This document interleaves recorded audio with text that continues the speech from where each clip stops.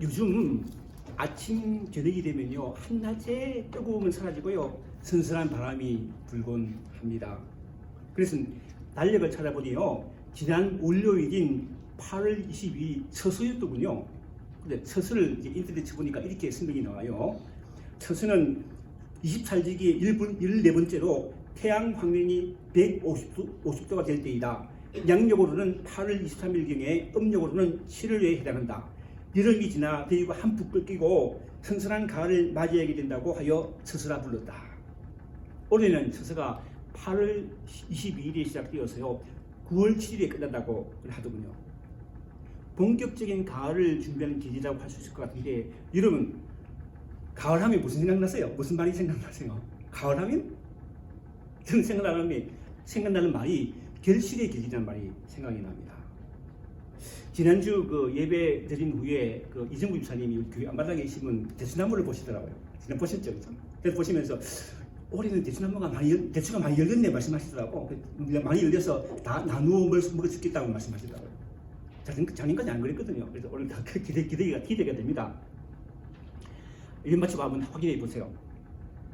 저희 집 사택 앞에도 밭이 있는데 지난밤에 고추, 깻잎, 상추, 방울토마토 등을 심고 여름 내내 부지런히 물을 줬습니다. 그런데 어찌됐든지 상추하고요 고추는 제대로 사지 못했고 깻잎하고 방울토마토는 그런대로 잘 자랐어요. 그래서 조금만 더 있으면 나름대로 풍성하게 그렸을 것 같아서 기대가 됩니다. 아마 여러분들 중에서도 집에서 채소를 심고 기르면서 풍성하게 거둘 기대를 가지고 가을을 기다리는 분들이 아마 계실 거라고 생각합니다. 그런데 예수님은요 오늘 본문 말씀을 이렇게 시작하십니다. 1절 말씀이죠.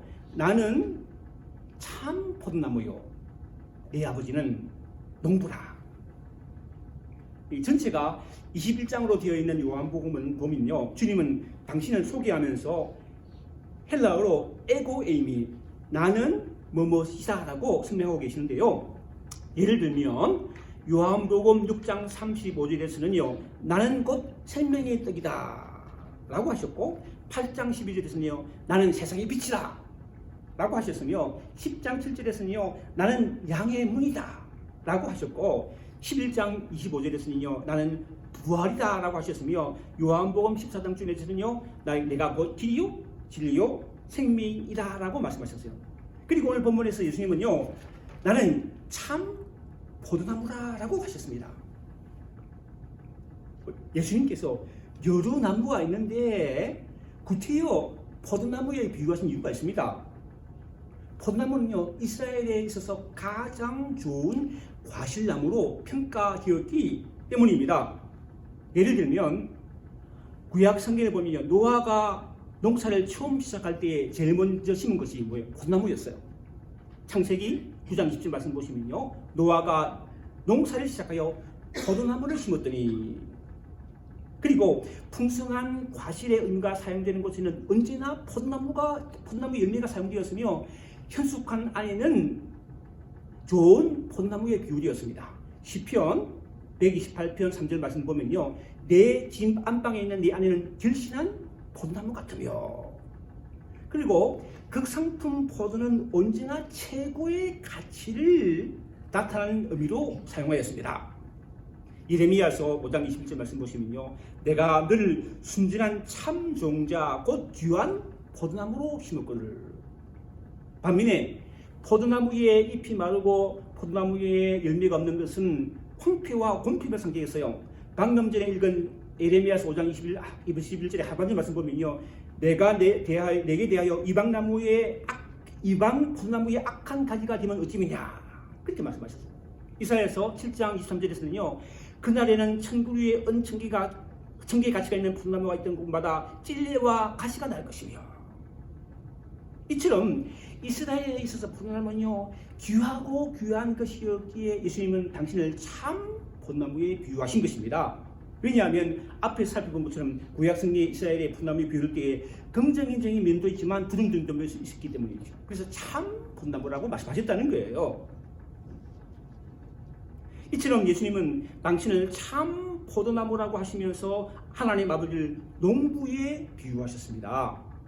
여기서 농부는요 헬라어로 호에로르 고수라고 하는데 기본적으로 땅을 갈고 경작하는 자라는 의미가 있는데 오늘 본문에서 농부는요 단지 주인의 포도원을 지키는 포도원 지기가 아니라 포도나무의 주인이며 과실 맺는 가지를 깨끗게도 하시며 또한 과실 맺지 않는 가지를 제거해 버리기도 하시는 관리자인 동시에 심판자이신 농부를 말합니다. 그러니까 참 포도나무 대신 예수님을 통해 아주 풍성한 열매를 맺기를 원하시는 농부이신 아버지라는 것이죠.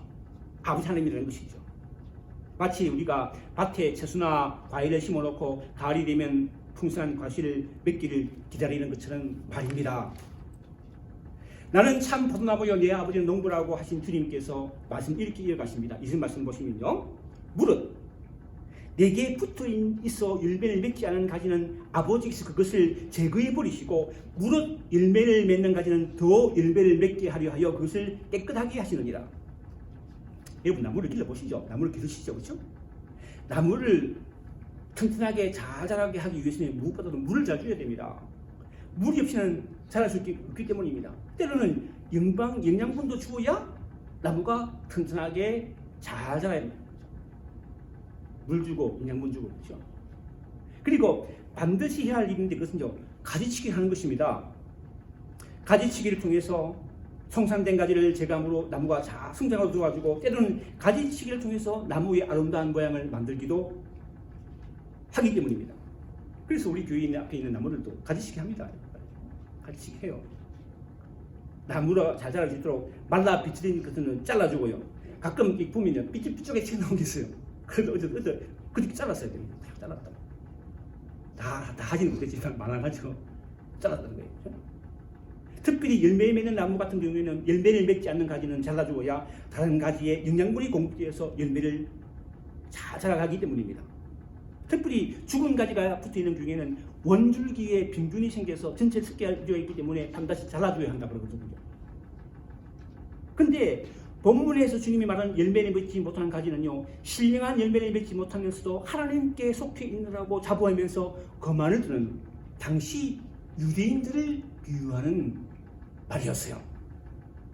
하나님을 잘 섬기고 있다고 스스로 자부하는 거거든요. 예수님을 믿고 구원받았다는 이방인들을 무시했어요.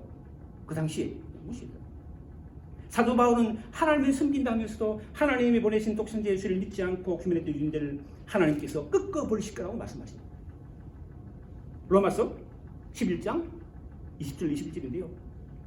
옳도다. 그들은 유대인을 말하죠. 그들은 믿지 아니함으로 꺾이고 너는 이방인들을 말합니다. 믿음으로 쓰느니라. 높은 마음을 품지 말고 두려워하라. 하나님이 온 가지들도 아끼지 아니하셨은 적 너도 아끼지 아니하시리라. 예수 믿지 않는 유인들뿐만 아니라 스스로 예수를 믿는다고 하면서도 예수와 연합하지 못하여 열매 맺지 못하는 자들 또한 하나님께서 가지치기 하듯 제거해 버리신다는 것입니다. 반면에 열매를 맺는 가지는요 더 열매를 맺게 하려고 깨끗하게 하십니다. 농부 되신 하나님의 목적은요 단순히 가지를 잘라내는 것이 아니라 가지치기를 함으로 나무가 더 열매를 맺게 하는 것이기 때문입니다. 이처럼 예수를 믿어 열매를 맺는 삶을 살아야 하는 우리들에게 이렇게 말씀하십니다. 우리가 열매 맺어야 된다. 우리에게 이렇게 말씀하신다는 거예요. 우리가 반드시 기억하고 붙들어야 할 말씀입니다. 3절 4절 말씀이에요. 읽어보면요. 너희는 내가 일러준 말로 이미 어떻게 따고 깨끗하여졌으니 내 안에 거하라. 나도 내 안에 거하리라. 가지가 포도나무에 붙어있지 아니하면 스스로 열매를 맺을 수 없을 것 같이 너희도 내 안에 있지 아니하면 그리하리라. 요한복음 13장 1절에 보면요.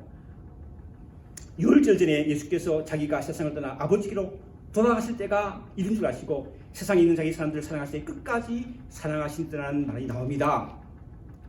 예수께서 우리 죄를 사하시기 위해 십자가에 못 박혀 죽으시려고 하는 때가 가까웠을 때 어느 날 제자들과 함께 저녁 먹는 중에 저녁 잡수시던 자리에서 일어나 겉옷을 벗고 수건을 가져다가 허리에 두르시고 동시에 대야에 물을 떠서 제자들의 발을 씻겨주십니다. 그리고 두르신 수건으로 제자들의 발을 닦아주십니다. 제자들을 향하여 세족식을 행하신 것인데 베드로가 차제가 되었을 때 베드로 이렇게 말합니다. 주여 주께서 내 발을 씻으시나이까. 이에 예수께서요, 내가 하는 것을 네가 지금은 알지 못하나 그 후에는 알리라 대답하시지만 베드로는요, 내 발을 절대 씻지 못하시리이다 라고 합니다. 이 예수께서요, 내가 너를 씻어주지 아니하시면 내가 너와 상관이 없다 하십니다. 그래서 이번에는 베드로, 주여 내 발뿐만 아니라 손과 머리도 씻어주옵소서 합니다.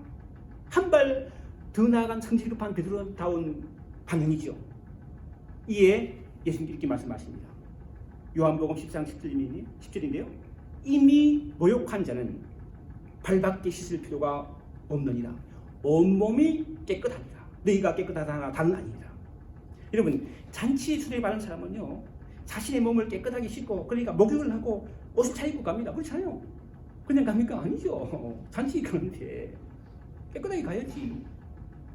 그렇게 잔치집에 도착하면요, 길을 가는 도중에 길가의 먼지로 더럽혀진 발을 씻게 되죠. 왜냐하면 집을 나서기 전에 이미 목욕을 했기 때문입니다. 예수님은 그러한 당시 일상생활에서 일어난 일을 예로 들어 제자들의 영적 상태를 설명하고 계신 것입니다. 제자들은요, 이미 예수를 믿는 상태였는데 예수께서 제자들에게 너희는 나를 누구라 하느냐 물으실 때 베드로 이렇게 대답하죠. 뭐라고 대답합니까? 주는 그리스도시요 살아계신 하나님의 아들이십니다. 이에 주님이 이렇게 말씀하십니다.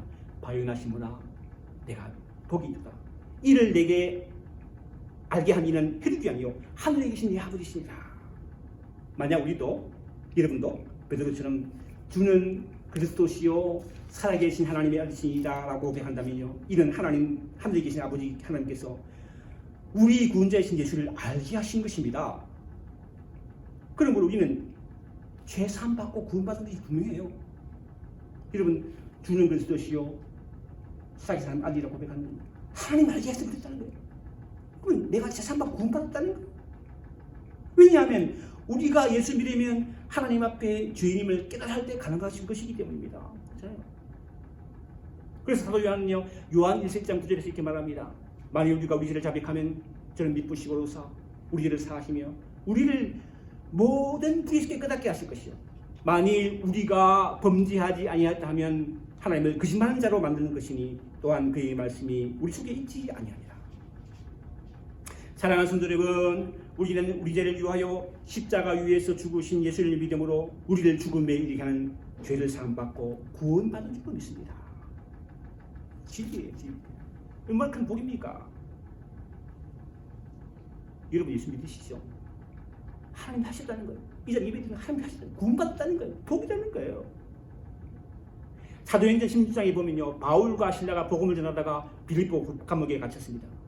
오늘 한밤중에 바울과 실라가 그 감옥에서 기도가 찬송할 때 감옥에 있던 제자들이 다 듣습니다.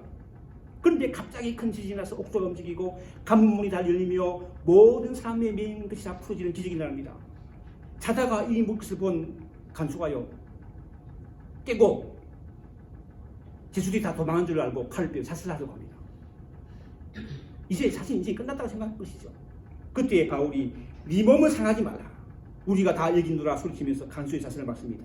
이에 빌립보의 감옥의 감수는요, 무수 떨며 바울과 실라 앞에 엎드려 있게 묻습니다. 선생들이여, 내가 어떻게 하여 구원을 받으리까?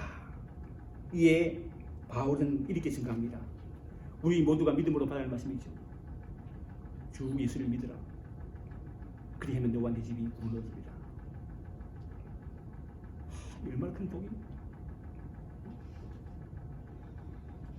사랑하는 성도 여러분, 우리는요, 주 예수를 믿음으로 구원을 받는 줄 믿습니다.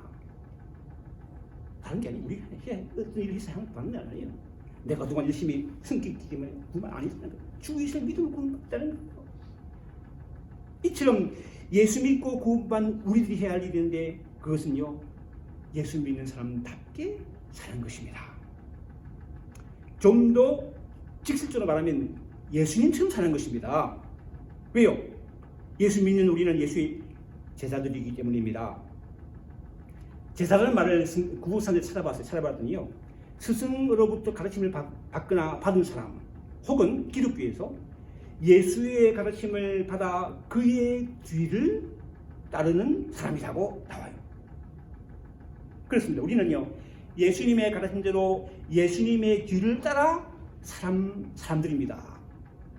예수님처럼 사람이라는 거예요. 완벽하지는 못하지만, 그러므로 세상 사람들이 우리를 보면 예수님의 모습을 조금이라도 발견할 수 있어야 합니다. 저 사람 예수님 믿다더니 뭔가 다르다는 것이 있어야 된다는 거예요. 그렇잖아요. 예수 믿는 우리가 세상 사람들과 다른 구별된 삶을 사는 것을 오늘 본문에서 주님은요, 열매 맺는 사람이라고 말합니다. 우리가 열매 맺을 때 세상과 구별되기 때문입니다. 그런데 우리가 열매 맺는 삶을 살기 위해서는요, 마치 가지가 포도나무에 붙어 있어야 하는 것처럼 우리가 주님 안에 거해야 합니다. 그래야 열매를 맺을 수 있기 때문입니다. 여기서 우리가 반드시 기억할 것은, 다시 하는 말씀드리면, 우리는요 스스로 열매를 맺을 수가 없어요. 예? 스스로 열매를 맺을 수 없다는 것입니다. 우리가 땀 흘리고 열심히 노력해서 열매 맺는 것이 절대 아니라는 거예요. 우리가 열매를 맺으려면 주님 안에 거하는 것입니다. 마치 가지가 포도나무에 붙어 있는 것처럼 주님 안에 있을 때 우리는 비로소 열매를 맺을 수 있는 것입니다. 오늘 본문 무슨 말씀이죠? 나는 포도나무요 너희는 가지라. 그가 내 안에 내가 그 안에 있으면 그하면 사람이 열매를 많이 맺나니 나를 떠나서는 너희가 아무것도 할 수 없습니다. 현대인의 성경을 보면요, 나는 포도나무이고 너희는 가지라. 사람이 내 안에 살고 내가 그 사람 안에 살면 그는 많은 열매를 맺는다. 나를 떠나서는 너희가 아무것도 할 수 없다. 주님이 내 안에, 그러니까 주님이 내 안에 사시도록 주님을 내 안에 모셔드리면 우리는 자동적으로 열매를 많이 맺으며 살게 된다는 것입니다. 우리가 열매 맺는 관건은요, 주님이 내 안에 사시도록 하는 것입니다. 주님과 하나가 되어야 한다는 것이죠. 예를 들면 이런 얘기, 여러분 중에 이제 대부분 결혼한 분인데, 결혼한 분도 계시고 안 하는 분도 계신데요, 여러분 결혼하여 부부가 되어 한 집에 산다고 해서 하나가 되는 거 아닙니다. 잘 아시죠? 예? 한 집에 같이 살아도 서로 다른 마음을 가지고 있을 때가 많이 있습니다. 그렇잖아요. 그리고 어떤 일에 대해서 다른 생각을 가지고 있기가 쉬워요. 저와 제 안에 달라요. 제 안에 체감도가 달라. 저는 춥다고 그러는데 제 안에 덥다고 그래요. 자다가 나는 춥다고 막 입을 덮는데 덥다고 그것도 쳐요. 다르다는 거예요. 이렇게 서로 다른 부부가 하나 되게 되어 살기 위해서는요, 서로를 있는 그대로 이해하고 받아들여야 합니다. 그렇죠? 부부가 하나 되기 위해 서로를 받아들인다는 것은 다른 말로 하면요, 이 다른 말로 하면 생각해 보니까 서로 사랑해야 된다는 거예요. 네이버 구사전에 상사를 보면요, 어떤 사람이나 존재를 아끼고 기죽이는 마음, 그런 이야기가 나오는데, 사도 바울은 고린도전서 13장에서 우리가 아주 이해하기 쉽게 사랑을 아주 잘 묘사하고 있죠. 잘하는 말씀입니다. 사랑은 오래 참고, 사랑은 온유하며, 시기하지 아니하며, 사랑은 자랑하지 아니하며, 무기에 힘지 아니하며, 자기의 유의를 구하지 아니하며, 성내지 아니하며, 악한 것을 생각지 아니하며, 불의를 기뻐하지 아니하며, 진리와 함께 기뻐하고, 모든 것을 참으며, 모든 것을 믿으며, 모든 것을 바라며, 모든 것을 견디느니라. 우리가 이런 사람으로 서로 살아갈 수 있습니까? 대생은 우리 힘은 안 돼요. 안 돼.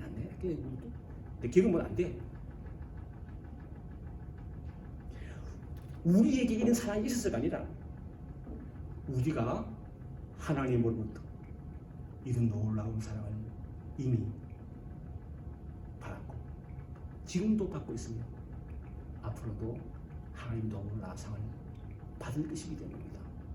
이게 아무 이유가 없어요. 다 똑같다. 내가 그동안 열심히 교회 섬기기 때문에 아니에요. 다 똑같은 사랑을 하시다는 거예요. 우리 잘 아는 말씀이죠. 요한복음 3장 10절. 하나님이 세상을 저는 사랑하사 독생자를 주셨습니다. 이런 그를 믿는 자마다 멸망치 않고 영생을 얻게 하려 하십니다. 이 독생자를 준다는 얘기가요, 제 딸을 생각해보면 내 딸을 줄 수 있습니까? 다른 왜 안 되지? 우리 마음은 그렇다는 거예요. 하나님은 독생자를 우리를 사랑해 주셨다는 거예요. 이러한 사랑을 받았기에, 받고 있기에, 앞으로도 영원히 받을 것이기에 사도 바울은 우리에게 모든 것 위에 사랑을 더하라고 이렇게 권면합니다. 골로새서 3장 11로 14절 말씀인데요. 그러므로 너희는 하나님의 택하사 거룩하고 사랑받는 자처럼. 여러분요, 저와 이거 하나님이 택한 사람이에요. 예? 거룩하고 사랑받는 자라는 거예요. 긍휼과 자비와 겸손과 온유와 어뢰 참음을 어리고 누가 누구에게 불만이 있건 서로 용납하여 피차 용서하되 주께서 너희를 용서하신 것까지 너희도 그리하고 이 모든 것 위에 사랑을 더하라. 이는 온전하게 매는 띠라. 주님께 받은 사랑으로 우리가 서로 사랑할 때 우리는 주 안에 살아가 되어서 하나님께 영광 돌리게 되는 줄로 믿습니다. 뿐만 아니라 우리가 서로 사랑하며 주님 안에 거할 때 우리의 기도가 응답된다고 주님 말씀하십니다. 실제로 말씀이죠. 너희가 내 안에 거하고 내 말이 너희 안에 가면 어떻게? 무엇이든지 원하는 대로 구하라. 그리하면 이리라. 예? 주님 안에 거한다는 건요, 주님 말씀 안에 거한다는 거예요. 주제 아침에 말씀드리죠. 말씀 묵상하십시오. 묵상하고 상고하고 기도하십시오. 그리하면 주님 안에 거하는 것이 우리 기도가 응답되는 기쁨을 누리게 되는 줄 믿습니다. 늘 말씀을 읽고 묵상하고 마음에 새기고 말씀을 따라 기도함으로 하나님의 풍성한 삶을 살아가는 저와 여러분 되시기를 주님으로 축원합니다. 기도하겠습니다. 하나님 아버지, 말씀을 늘 읽고 묵상하며 마음판에 새기고 말씀에 순종하며 살아감으로 이 땅에서도 풍성한 열매를 맺으며 살아갈 수 있는 지를 되도록 축복해 주옵소서. 예수님의 이름으로 기도합나이다. 아멘.